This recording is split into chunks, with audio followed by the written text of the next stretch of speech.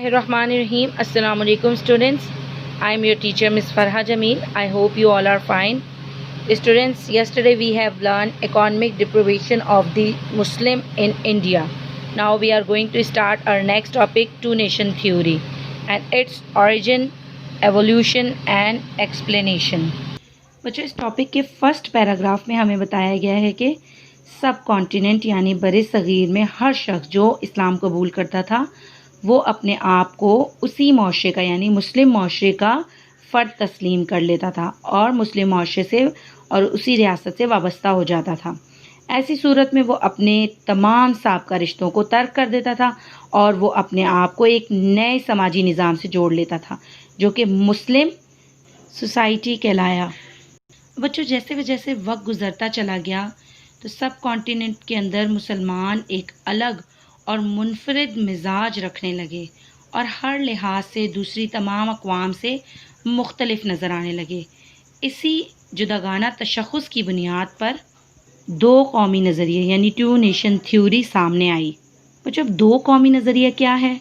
अगर हम इसे सब कॉन्टिनेंट के पर्सपेक्टिव से देखें तो सब कॉन्टिनेंट के अंदर दो बड़ी कौमें मौजूद थीं। वो दो बड़ी अक़वाम कौन सी थीं? हिंदू और मुस्लिम। ये दोनों अक़वाम अपने मजहबी नज़रियात, अपने रहन सहन के एतबार से, अपनी इज्तिमाई सोच के एतबार से एक दूसरे से बिल्कुल मुख्तलिफ थी। इन अक़वाम के बुनियादी उसूल और रहन सहन के तरीके एक दूसरे से इस कदर मुख्तलिफ थे कि ये सदियों इकट्ठा रहने के बावजूद एक दूसरे के साथ कभी घुल मिल ना सके। बच्चों अब इसी दो कौमी नज़रिए की बुनियाद पर मुसलमान जितने भी सब कॉन्टिनेंट में मौजूद थे उन्होंने अपनी आज़ादी की लड़ाई लड़ी और इसी नज़रिए को एक तारीख़ी हकीकत मानने के बाद सब कॉन्टिनेंट के अंदर दो अलग रियासतें वजूद में आई। वो कौन सी थी? पाकिस्तान और भारत, यानी पाकिस्तान और इंडिया सब कॉन्टिनेंट के अंदर इसी दो कौमी नज़रिए की वजह से ही वजूद में आई। यही तसव्वुर नज़रिया पाकिस्तान की बेस है यानी असास है। अब बच्चों दो कौमी नज़रिए के अगर एवोल्यूशन यानी इर्तिका के सिलसिले में अगर हम नज़र दौड़ाएं तो हमारे पास मुख्तलिफ़ अदवार में मुख्तलिफ़ शख्सियात के अफकार मिलते हैं, यानी मुख्तलिफ़ अदवार में मुख्तलिफ़ शख्सियात ने अहम किरदार अदा किया है। हम एक एक करके इन शख्सियात के किरदार पर रोशनी डालते हैं।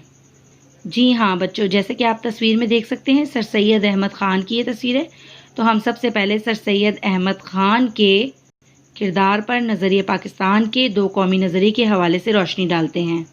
बच्चों जब सब कॉन्टिनेंट में 1867 में बनारस में उर्दू हिंदी तनाज़ा पेश आया तो सर सैयद अहमद ख़ान ने उस बिना पर सबसे पहले दो कौमी नज़रिए की इस्लाह का इस्तेमाल किया, यानी दो कौमी नज़रिए को फ़रोग़ देने वाले सबसे पहले शख्स सर सैयद अहमद ख़ान थे।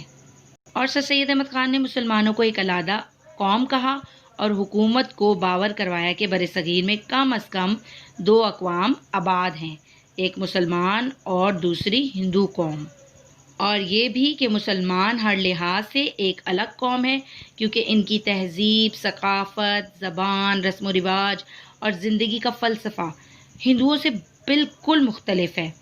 इस नज़रिए में मुसलमानों में सियासी जज्बात को उभारा और उनको सियासी क़यादत दी जिसने तहरीक आज़ादी को जिला बख्शी। इसी दो कौमी नज़रिए की बिना पर हिंदुस्तान तक़सीम हुआ।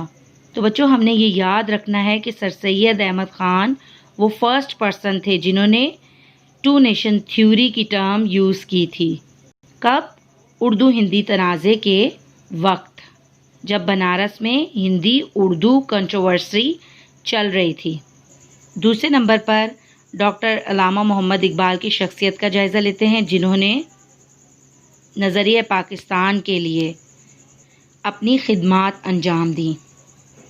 बच्चों डॉक्टर अल्लामा मोहम्मद इकबाल ने मुसलमानों के लिए एक अलग रियासत का तसव्वुर पेश किया और उन्होंने कहा कि मुसलमान ये बर्दाश्त नहीं कर सकते कि उनके मजहबी, सियासी और माशरती हुकूक को सल्ब कर लिया जाए, यानी उसे कब्ज़े में ले लिया जाए।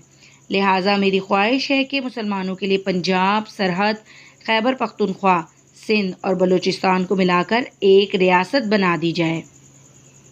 یہ علامہ اقبال کی سوچ تھی جو پاکستان کے لیے مثبت ثابت ہوئی۔